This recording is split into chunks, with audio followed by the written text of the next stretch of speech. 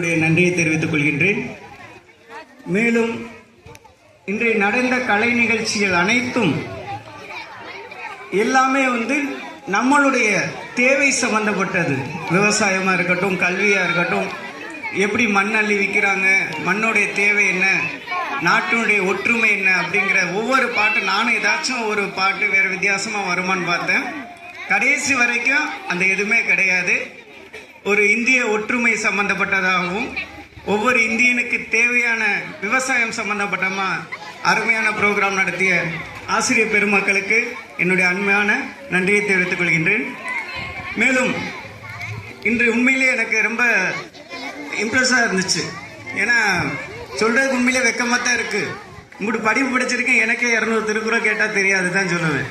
ஏன்னா இந்த வயசில் இந்த குறிப்பிட்ட அதுவும் பிடிச்ச ஒரு 10 days 10 நாளில் 200 திருக்குறள் லேர்ன் பண்ணியிருக்காங்கன்னா இவனை ட்ரெயின் பண்ண டீச்சர்ஸ்க்கு ஃபர்ஸ்ட் வணக்கம், அவங்க பேரண்ட்ஸுக்கு என்னுடைய நன்றி. இப்போ இவனை இன்னும் நம்ம ட்ரெயின் பண்ணோம் அப்படின்னா கண்டிப்பாக மாவட்டம் இந்தியா லெவலில் திருக்குறளை நம்ம ட்ரெயின் பண்ணி கண்டிப்பாக அனுப்ப முடியும்.